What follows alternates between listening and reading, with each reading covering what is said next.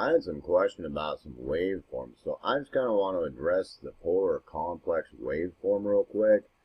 I'm not going to say this is going to be real scientific, but it'll give you a basic understanding of what you're dealing with. What's happening is that this is a sinusoid. Any sinusoid at any hertz, right? And all timbres of every music, a timbre of an instrument has a primary note, and then other sinusoids that go with it at lower decimal volumes most of the time that create the timbre of that sound with even or odd harmonics that are just other sinusoids. One of the things I get questions about, and that's real easy to see if you look like here, that each one of these are sinusoids. On most spectrograms, it'll look like there's wide band there, but it normally isn't, and that's noise up underneath those sinusoids, which could be other sinusoids and sometimes not. The issue is that to understand what it's doing, those combined sinusoids, when you look at I mean, just a basic sinusoid, all those sinusoids look like this. When you get the rough sinusoids like this is a polar or a complex wave when it starts looking distorted. And I'll kind of explain that. I'm trying to give basic understanding of that because basically to understand what's happening, it can really help you with understanding what's going on with the music. Like, here is those sinusoids just like you've seen on the spectrogram. This is the complex waveform that it makes. And you can see here that really clearly these are all those sinusoids in that complex or polar waveform. All these sinusoids are starting out at the same degree for phase. When they're out of phase, they'll go up or down on this, and it's just that is going to tell you how much out of phase they are from each other, basically depending on where a piece of audio starts, or if they are just out of phase and they're started at out of phase anyway, or at a certain phase like a sine wave or a cosine wave, or just out of phase completely. But you can actually see all those sinusoids just like in the spectrograph like this. This is that number of sinusoids at their decibel levels. Now when you're looking at a complex waveform, these are those same sinusoids like that, but you can see them better represented of what they are. Sinusoids and their amount of cycles. You can see this one starts cycling here, and the black one it stops cycling there. Whereas this like red one here, it's cycling there and it's stopping there. Or it's stopping over here, if that makes sense. And that's basically dealing with the cycle, so that when you're looking at that basically what those are going to make is this complex waveform. And what that is basically, even if you've got a full symphony with 200 instruments, is that this waveform is a representation of all those other sinusoids that you've seen in that graph and on the spectrogram.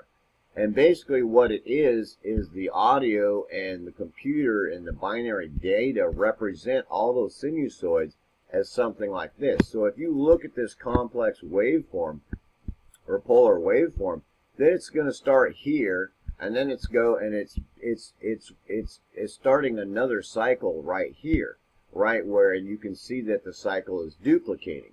And what it represents it as, instead of it being that smooth sinusoid that you see, that it combines all those sinusoids and averages their decibel levels to come up with this. So basically, whenever you're looking like in your studio and you're looking at a piece of audio and you're going, well, what is that, and you go, well, that's what this is. And what it does is this is a representation of all those sinusoids.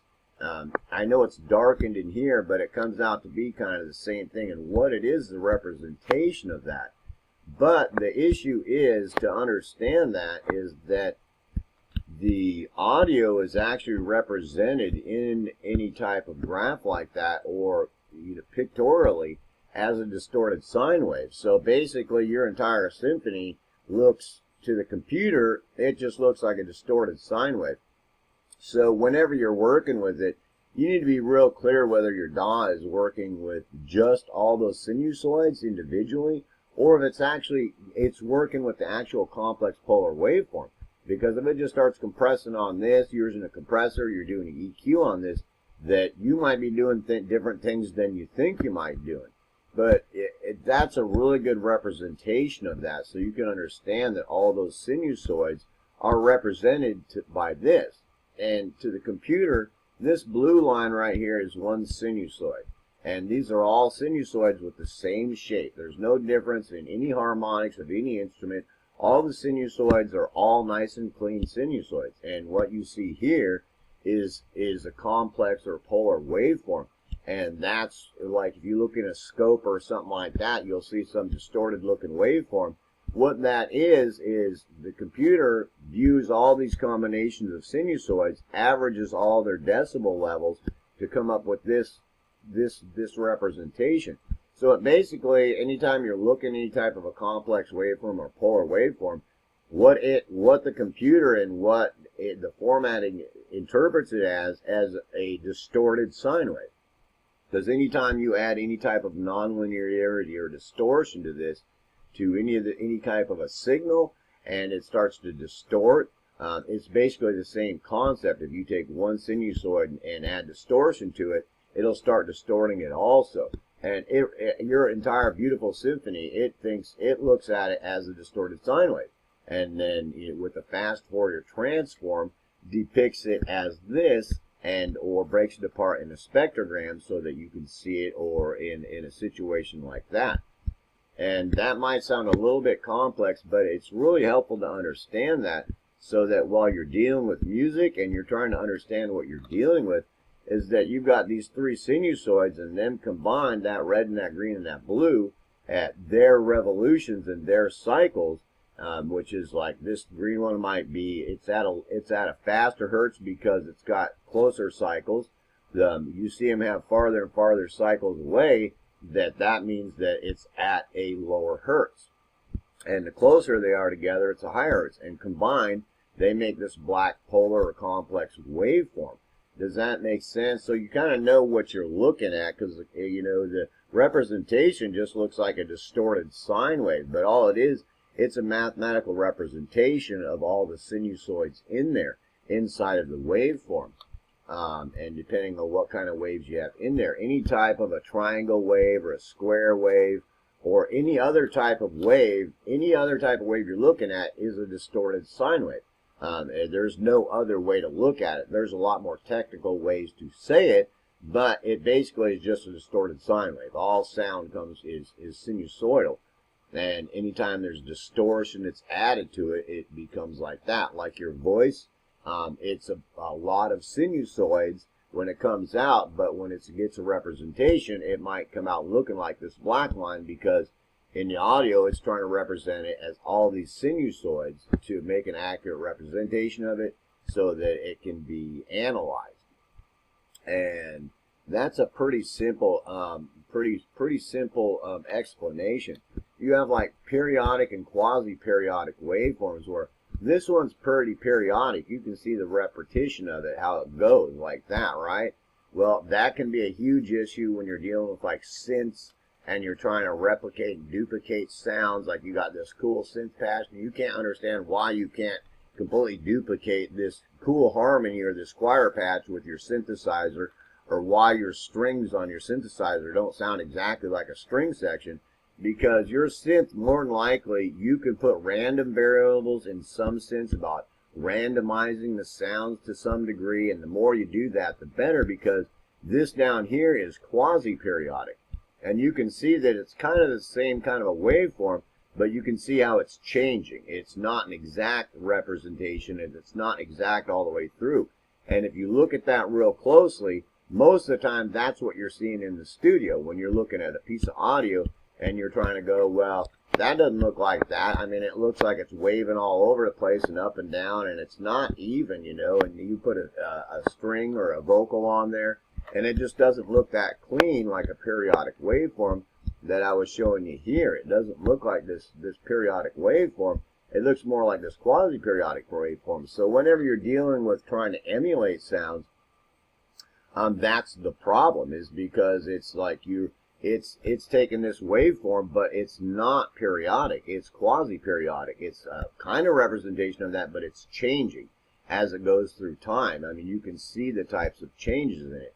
So to keep that in mind is why some things will just sound mechanical when you try to do them on a synthesizer, or you're trying to emulate choruses or stuff like that, because you need to find some way to make this periodic waveform that you made this cool string synth patch or this cool choir patch into quasi-periodic, so it's changing. There's randomness in it to where it's, you know, some of the parameters are changing, and if you can automate them or stuff like that, the more of it you can do, the better. And sometimes there's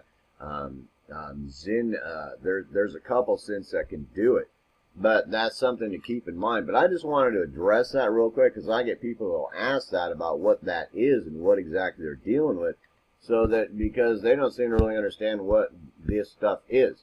These are all a bunch of very clean sinusoids that are going to combine to make this quasi-periodic waveform. If you are dealing with just a synthesizer, you can look at it real easy most of the time, unless they spend a lot of time on it making it quasi-periodic instead of periodic, and you can tell the mechanical difference. Just like people will complain about drums being too mechanical sounding, and the DAW will have human eyes on it buttons, you know, when you're working with that kind of stuff to try to make it more quasi-periodic rather than periodic, to get it more natural sounding. And that's the issue there. But that's basically what you're dealing with, the sinusoids and the polar waveform. It's not really any more complex than that. The actual, you can get real complex about it, and there's a lot of jargon and a lot of scientific explanations for what it is.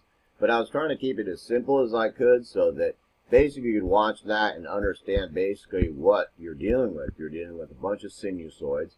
And timbres are the same thing. If you listen to a voice or something, those are the timbres of that voice. So, you know, this instrument that you're dealing with here, that, you know, that instrument is, you know, that's the timbres of that instrument. So when you're looking at that like that, it's like those are the timbres. If you got like a string or something, those are the combined sinusoids that make up that sound. And you know, and when you start EQing and doing stuff like that to it, or trying to sound sculpt, that you start really screwing those up by EQ, that sometimes it makes it real hard, because they'll be, you know, you'll be put up in here, and this instrument will be, the primary note will be 1,000 hertz, but its timbres will be going way out here, and you're trying to band pass it to clean it up, or low pass it, or something like that. It can be a huge issue. But anyway, that's basically how simple it is, and it's really not any more complicated than that, so that you can just understand that those are the sinusoids that are in that waveform, or in that timbre of that instrument, or in the production, you know, in your mix. So in your mix, you might have 20,000 of those. So you're dealing with a mix that's got 20,000 of these sinusoids at different amplitudes.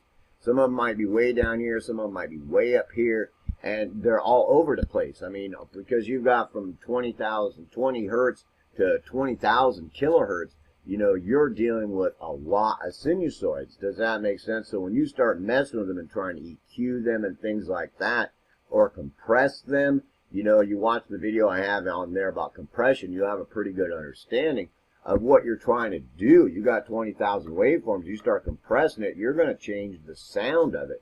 And it's really hard to pin out this one sinusoid and deal with that, you know, in a moving waveform, because the problem is as you go along there, it's like, well, okay, that's fine, but let's say this is the timbre of a piano note, right? Or a chord, or anything like that. Well, when it moves up, you know, to here, when this primary note moves up to here, and then you've got all those timbres that go up with it, and you've EQ'd it because you wanted to cut out a little bit of this specific sinusoid that's a harmonic timbre of that sound, and then it moves. So your EQ work did no good, because it's going to move around. Your EQ work there's only going to work for that one note. And so you really have to understand that and think about that when you're EQing, because it can cause you serious problems. I got another video on here about EQing to the equal loudness contour, and that's normally your best bet unless you just have some problem frequencies.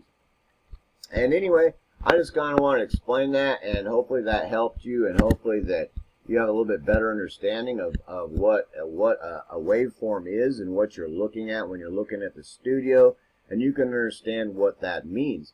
and it might help you to be able to understand the timbers and what you're dealing with better.